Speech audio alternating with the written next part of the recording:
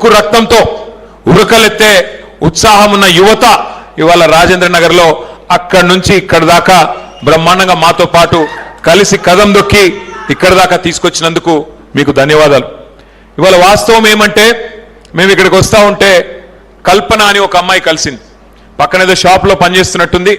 ట్రాఫిక్లో మా బండి అయిపోతే వచ్చి ఇట్లా అద్దం కొడితే తలుపు తీస్తే అమ్మాయి కళ్ళల్లో నీళ్లున్నాయి.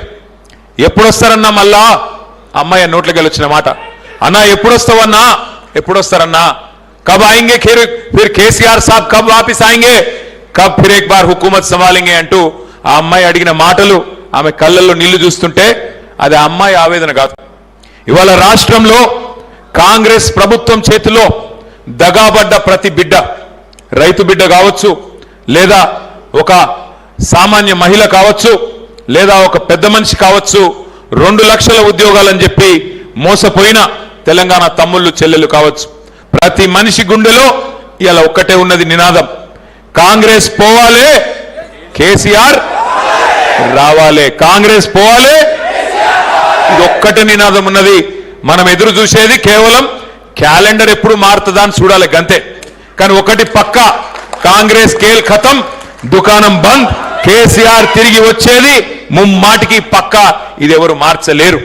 ముఖ్యంగా మీరున్నంత కాలం, మీరు గట్టిగా నిలబడ్డంత కాలం, ఏ ఎమ్మెల్యే ఎటు పోయినా, ఎవరు ఎక్కడ పోయినా, ఎంత పెద్ద నాయకులు గోడలు దుంకినా రాజేంద్ర నగర్ లో మళ్ళీ తిరిగి ఎగిరేది ఇదే గులాబీ జెండా అనే మాట నేను మీకు విజ్ఞప్తి చేస్తా ఉన్నా. ఎందుకు అంటే ఇవాళ కాంగ్రెస్ అధికారంలోకి అయితే వచ్చింది. అడ్డగోలు అబద్ధాలు, 1 కాదు 2 కాదు, 420 వాదే, 420 హామీలు ఇచ్చినారు. ఒక్కసారి గుర్తు తెచ్చుకోండి, ఎన్ని మాటలు, ఎన్ని అబద్ధాలు. 13 డిక్లరేషన్లు, 420 హామీలు, 6 గ్యారంటీలు. 100 రోజుల్లోనే అన్ని అమలు చేస్తాం, అందరికీ అన్ని ఇస్తాం అని అడ్డగోలు హామీలు ఇచ్చి అధికారంలోకి అయితే వచ్చినారు. మరి వచ్చిన తర్వాత ఏమైంది? ఈరోజు మీ అందరికీ కనబడతానే ఉంది. ఇవాళ ఎట్లాంటి పిల్లలు ఉన్నారు మన దగ్గర, ఎంత చాకుల్లాంటి పిల్లలు ఉన్నారు. ఒక సినిమా ట్రైలర్ రిలీజ్ అయితేనే చెప్పేస్తున్నారు చూసి, సినిమా హిట్ అవుతుందా ఫట్ అవుతుందా. ట్రైలర్ చూడంగానే చెప్తున్నారు, అన్న ఇది ఆడేది కాదు, లెక్క ఖతం అని చెప్పి.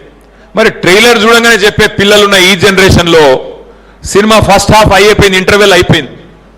అప్పట్లో ఒక సినిమా వచ్చిండే అర్జున్ రెడ్డి అని, సూపర్ హిట్ అయింది.